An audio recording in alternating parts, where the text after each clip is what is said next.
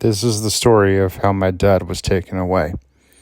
Although I continued to visit him from time to time, and I can say he even seemed to find some sort of peace with the passage of time, he was never released. At the end of each visit, he would always grip my hands and tell me to watch out for the giant moose. Every time, even though so many years have passed since that summer when we first saw the giant moose. My family, Mom, Dad, Robbie, and I had first seen the giant injured moose during summer when we visited a wildlife park in our region. We had wandered around the grassy enclosures, looking at the animals, nothing especially exotic, beavers and otters and deer, and a couple of wolves. As I recall, lying back on the wired fences and watching us idly through our sharp yellow eyes, birds to eagles and hawks and other with bright feathers, flitting around their large dome-shaped cages. Peacocks wandered freely on the narrow, open trails.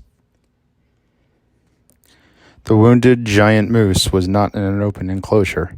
It was housed in a small shed, and a notice by the door alerted visitors that the moose was injured and receiving veterinary treatment. There was a sharp, horrible smell hanging around the hut, and flies buzzed around us. We had all peered in on the moose and through the small window. The smell was sharper, and at first it looked completely dark inside the shed. Dad had picked me up and held me close to the window so I could get a better look. Despite the dark, I could see the wound in his neck quite clearly. The gaping sides of the wound quivered, in time with the moose's heavy, labored breathing. We wondered how the injury happened. The moose turned his head and looked directly into my eyes. The smell and the sight of blood made me feel queasy, and I looked back at Dad and asked him to put me back down. He laughed, told me not to be such a wuss, held me up higher and gripped me tighter. I started screaming and squirming, begging him to put me down. Mom had murmured, "Oh, put her down, will you?" And then started wandering away, pushing Robbie, who was still in a push chair in those days. Finally, Dad put me down, and we followed Mom and Robbie, Dad still laughing at my silliness over the moose. We all got in the car to leave. Before the car moved, the giant moose with the wounded neck suddenly appeared out of nowhere by the car and brought its massive head down and peered in at us through the car window. It happened so quickly I was startled. Dad swore loudly and swerved off. Mom didn't tell him off as she usually would for swearing. When we got home, the moose was already in the garden, peering in through our windows. The blood from its injury gleaming red in the late afternoon sun. "What the actual fuck?" yelled Dad. "I'm going to call the police." "Wait a minute," said Mom, who had already pulled out her mobile. "Everybody stay in the car."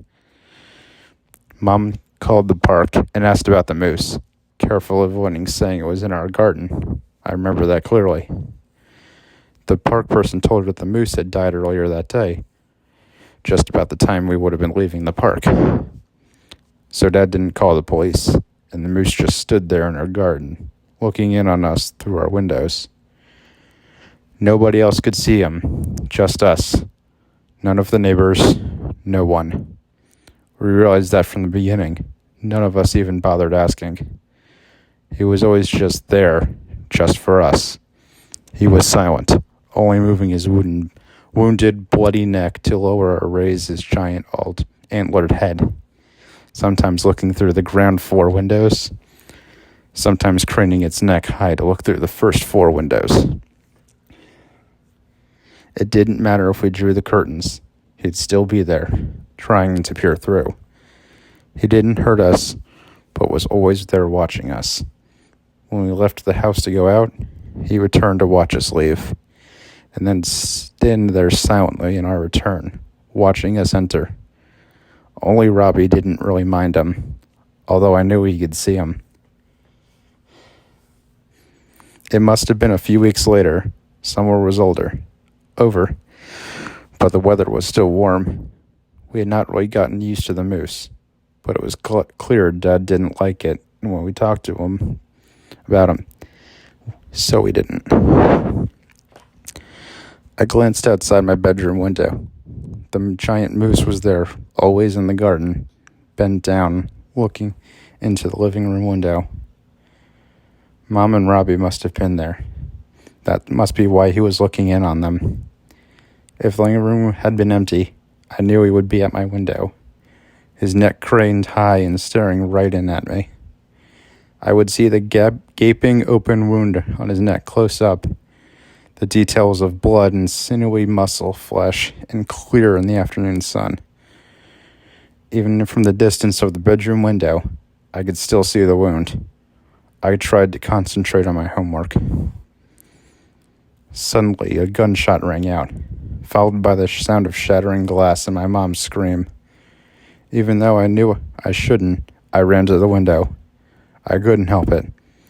Dad was firing at the giant moose, who stood there immobile as always, and continued peering in through the window, undisturbed.